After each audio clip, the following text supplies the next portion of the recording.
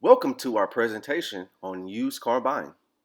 We will give you all the tools to find the right deal on a used car.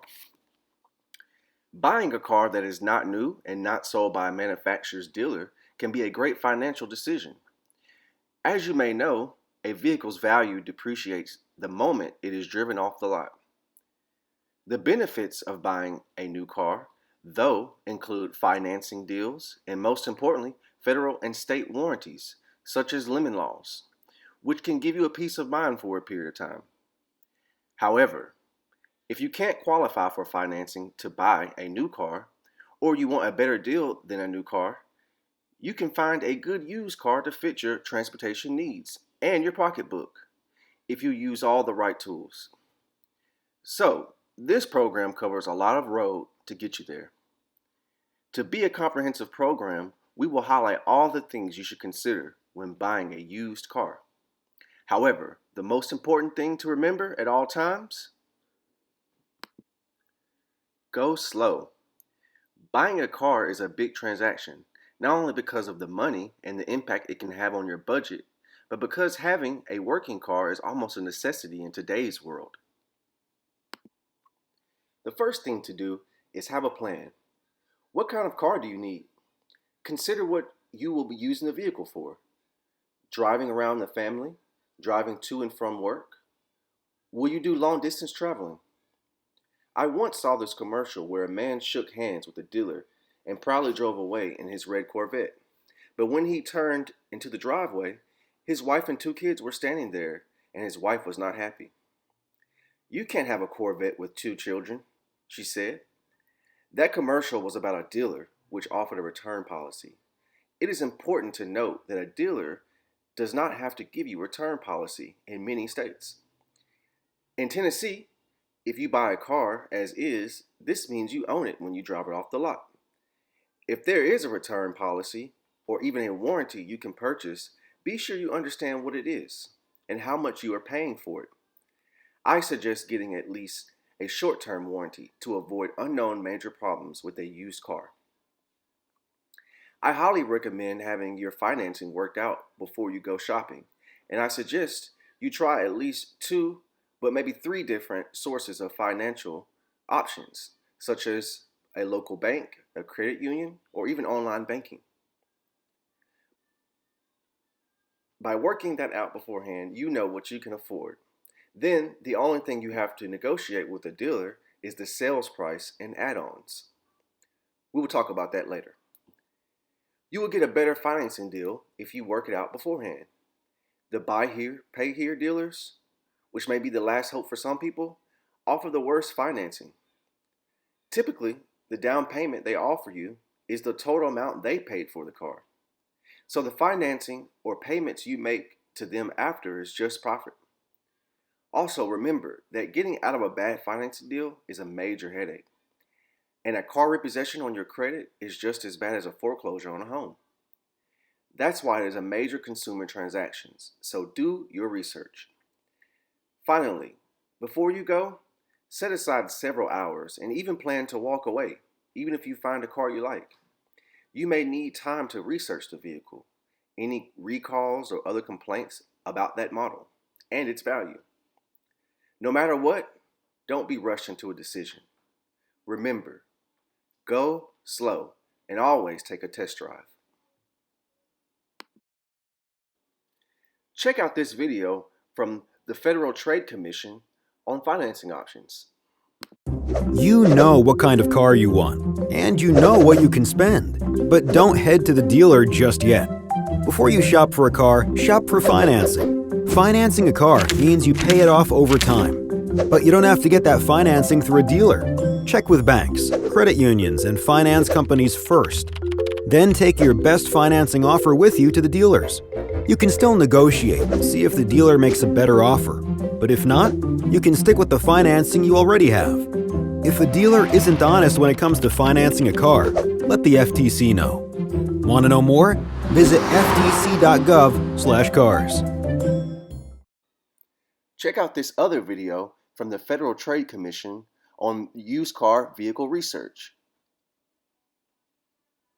You need a car. Where do you start? Here? Actually, the best place to start researching used cars is online, so you know exactly what you want and what you can afford. The more you know going in, the better you'll feel driving out. At the dealers, there are a few other things to know. Dealers have to put a buyer's guide on every used car. The buyer's guide will tell you if a car has a warranty or is being sold as is. But that's not all you need to know. Ask the dealer to run a car's vehicle history report or get a copy yourself, so you know where the car has been. Ask to get the car inspected by an independent mechanic and check to see if there are any recalls on the car. It'll all help avoid trouble down the road. You have a right to know the facts about the car you buy. If a dealer isn't honest, let the FTC know. Want to know more? Visit ftc.gov/cars.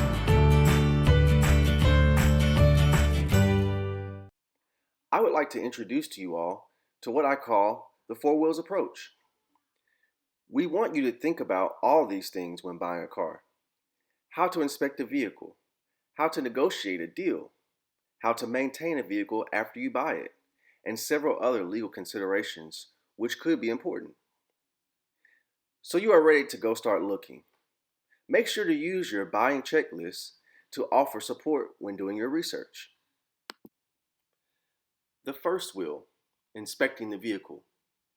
Thoroughly inspect the outside and inside before agreeing to take a test drive.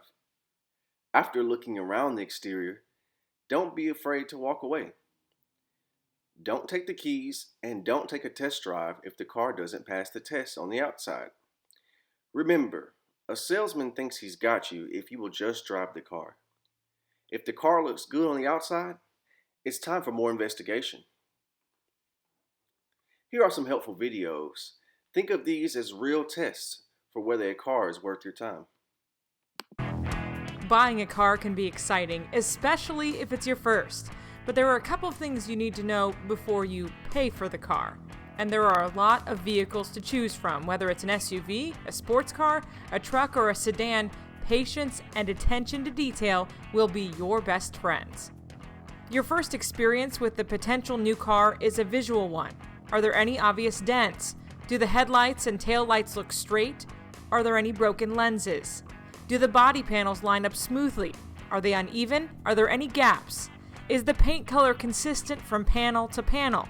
Inconsistent paint shades and misaligned body panels are a pretty good indication that the vehicle's probably been involved in an accident. Look behind the wheel wells and under the car for signs of rust or decay. And while you're there, look for any signs of trauma under the car that may have been caused by road debris. Are there any fluids dripping or puddles under the car? Any dents or signs of trauma on the edge of the wheels? Does the tire tread look evenly worn? This is an easy test. Use an upside-down penny to measure and capture the tread depth of all 4 tires. Uneven tread wear is a good indication of steering or suspension problems. Your next experience is both tactile and audible. You're going to want to feel and listen to the vehicle. First, push down on all 4 corners of the car. Is the fender settle back into place or continue to bounce? Suspension travel should be relatively smooth and quiet. Excessive bouncing or squeaks and rattles could indicate there's a problem with suspension. Open the doors a few times. Do they feel and sound solid? If the door drops a little when you open it, the hinges may be worn. Rattling sounds could also indicate problems with the window regulator or the door latch. And all of that is just the exterior of the car. There's much more to look for under the hood and inside.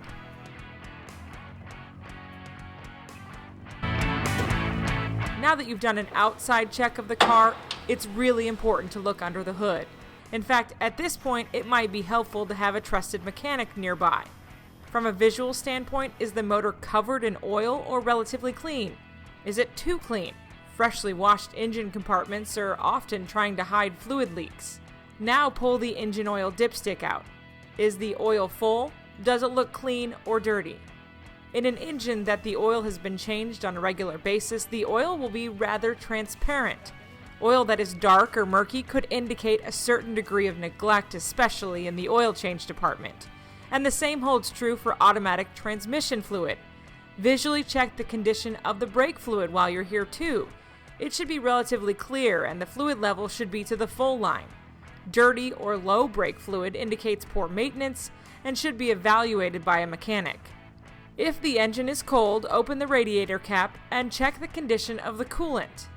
Is the fluid level low? Are there any signs of corrosion or muddy water in the filler neck? Low coolant levels would indicate a leak somewhere, and corrosion or signs of murkiness could also suggest the cooling system has been neglected.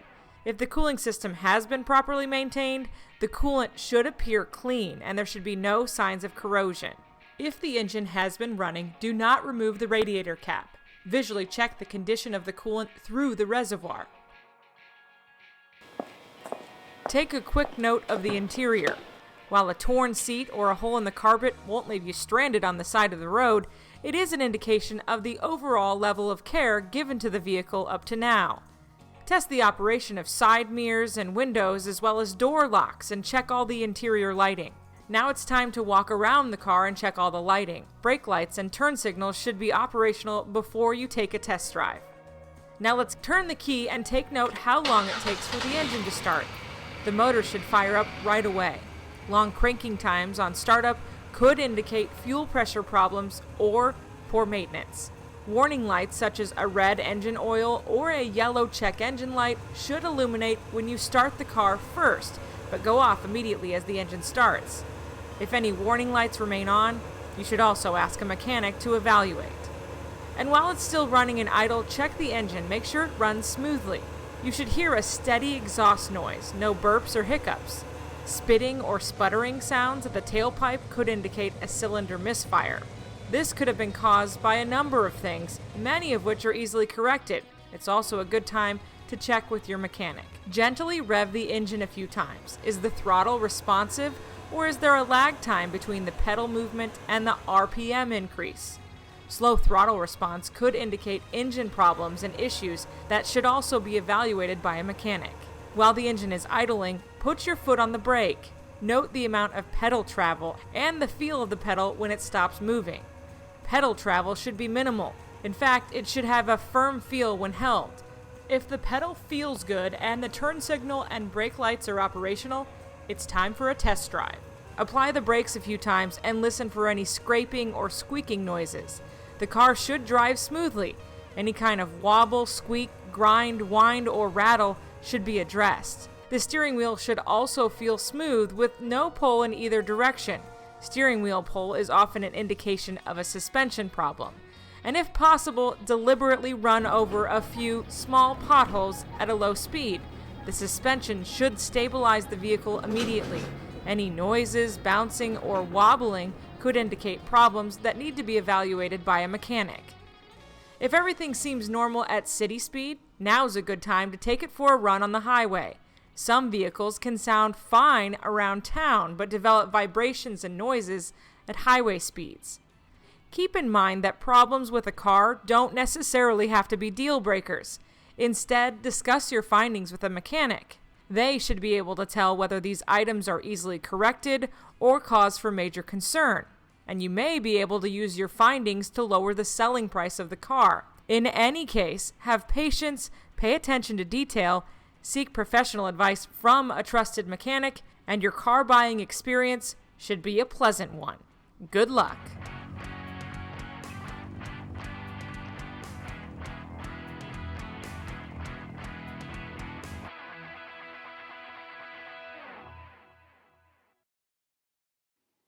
Now, if a car you like passes all those tests, and remember, it is best to get a mechanic to look at it if you can before purchasing, you are ready to negotiate. I would like to go through a case study. This was an actual client to show you the specifics of a purchase transaction and what not to do. This client was interested in a 2006 Ford Explorer Limited Edition. It had 100,000 miles on it, and the dealer had it listed for $13,995. What do you think this vehicle is worth? The short answer is, I don't know. You can't know until you do some research on it. Certainly don't take the dealer's word for it. Here's what my client did. No research. She was distracted. She was in a hurry, and she told the dealer how much she could afford per month. Never tell a dealer how much you can afford to pay per month. $240 a month for 1 year is very different from $240 a month for 5 years. It is none of their business what you can afford. Hopefully you did your research and you have your financing worked out, so you can just focus on the sales price. I looked up this vehicle on Kelley's Blue Book. There are other sites you can use, such as Edmunds, NADA.com, or Cars.com.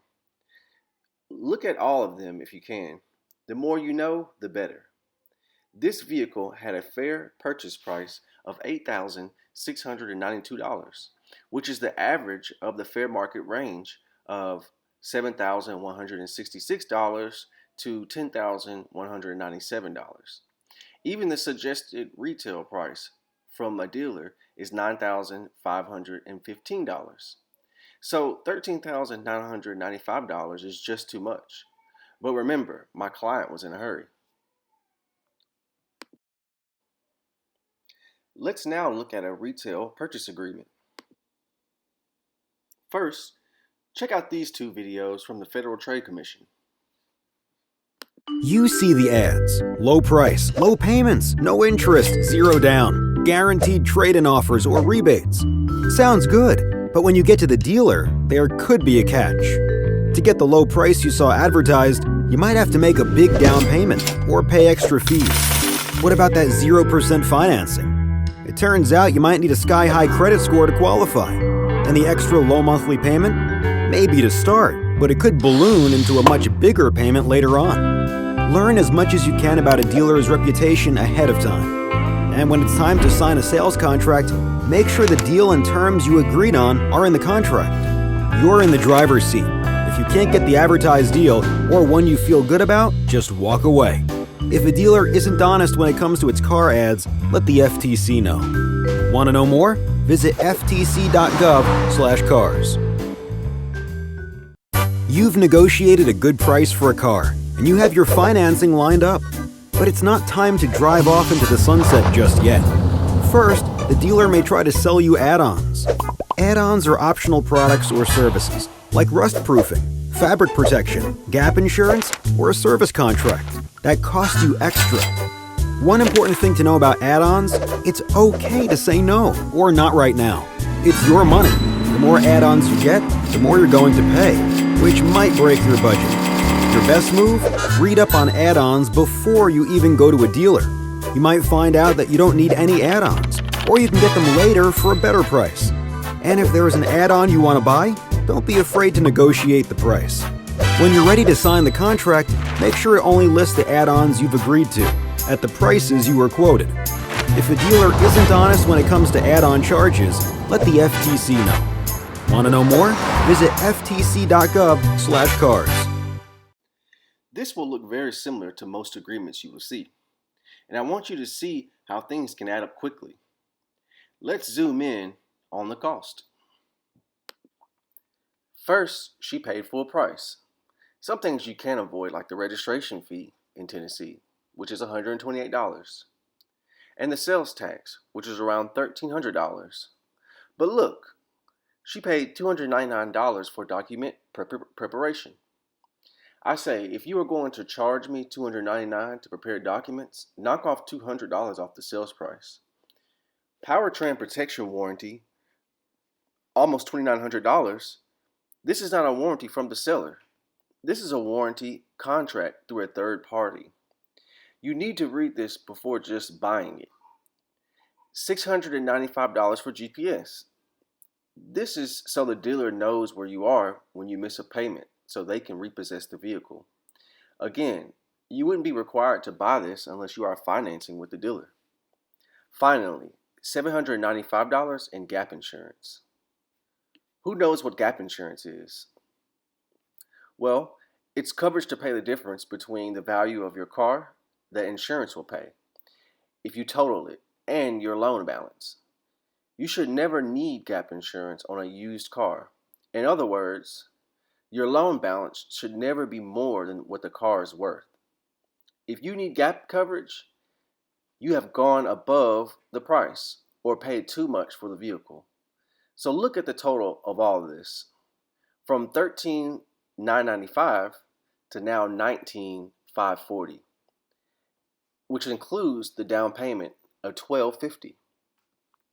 How is she going to pay for this at $240 a month?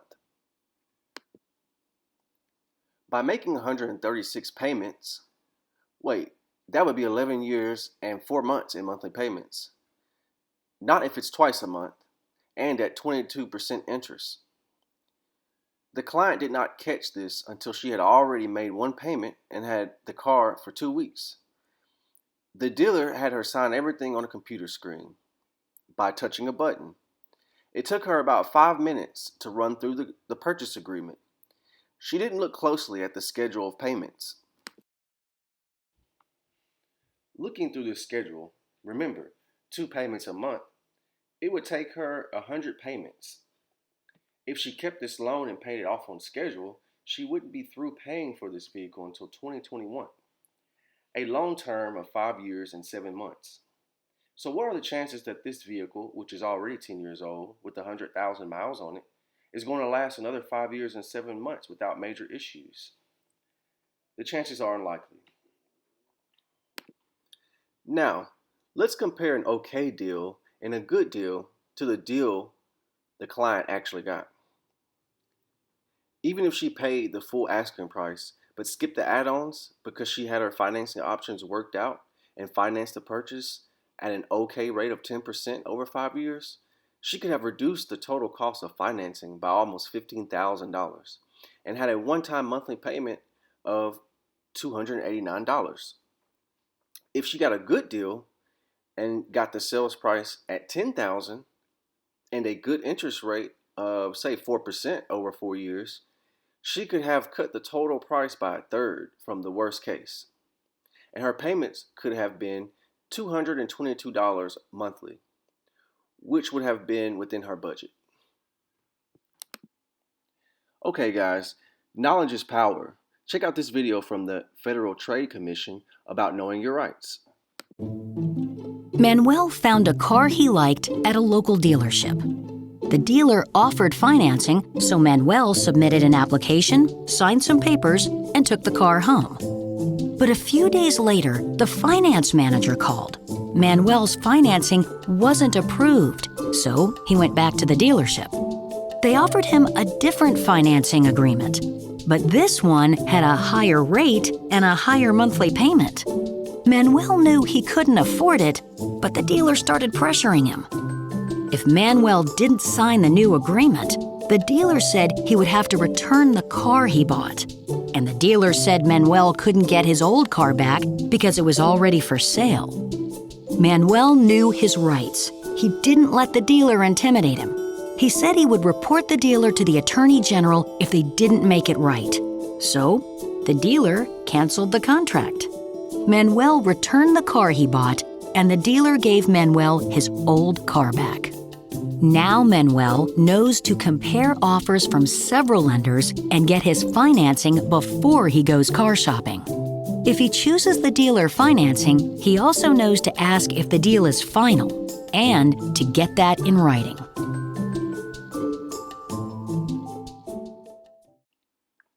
Remember, go slow. Take your time. Do your research. Now, the real moral of this story is that the client was defrauded.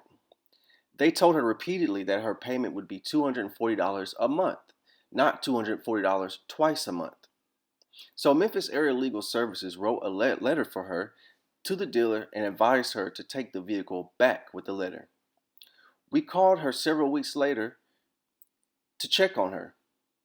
She didn't take the vehicle back. She said she needed it for her job and for her kids. The lesson is, it's much tougher to undo a bad situation than it is to avoid it in the first place.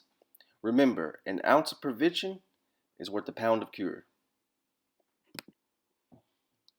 We also have a maintenance guide with some useful information about maintaining your vehicle once you have it. I won't repeat it because there's some good advice on there. However, the one thing I will say is to read your owner's manual. You've always heard to change your oil every 3 months or 3,000 miles. Where did you hear that? On a commercial for oil changes, right? Most owners' manuals have recommended oil changes at higher intervals than that, some as high as 5,000 or 6,000 miles. Also, see what kind of oil the manufacturer recommends or requires. Finally, some legal stuff. No, this is all Tennessee specific. These are common questions we get at Memphis Area Legal Services. I purchased my car as is, and my car is now having problems. What can I do? In Tennessee, a used car dealer is allowed to sell a car as is if it is disclosed in the right way. Normally, a sign on the window, and it's also written in the contract.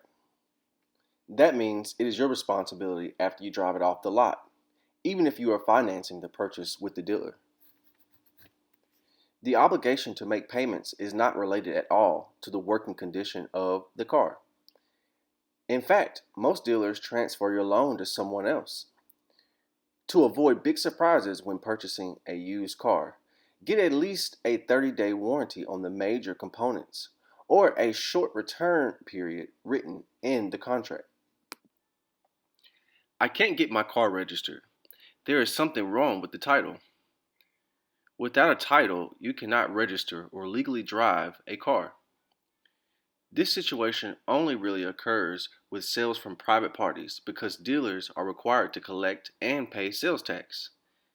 When buying from an individual, always look at the title before agreeing to purchase the vehicle, and always take the title with you when you pay for it. The title should be with the vehicle. When you look at the title, if it says salvage on it, do not pay any money for this vehicle. You cannot register or drive a vehicle with a salvage title in Tennessee. There is a way to have a vehicle with a salvage title. It should say rebuilt on the title if it was done correctly. But that process should happen before anyone sells or repairs the vehicle.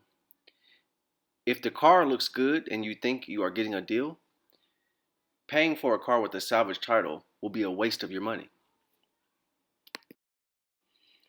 I was injured in an accident and the driver did not have insurance. What can I do? Uninsured motorist coverage is some of the most important insurance you can have. If you are in an accident with a driver who is at fault, who does not have insurance, your uninsured motorist coverage is the only way to ensure you can get money for your damages and injuries. Also, this coverage works as underinsured coverage, meaning that if you get into an accident with a driver who is at fault, who does not have enough insurance to pay for your damages and injuries, your uninsured motorist coverage will kick in when the driver's insurance is exhausted. For an example, you have $100,000 in injuries, but the at-fault driver has only $20,000 in insurance coverage. Your insurance kicks in after the $20,000 is spent. Be sure you have enough of this insurance. Thanks guys for listening. I've now equipped you with the A to Z of used car buying.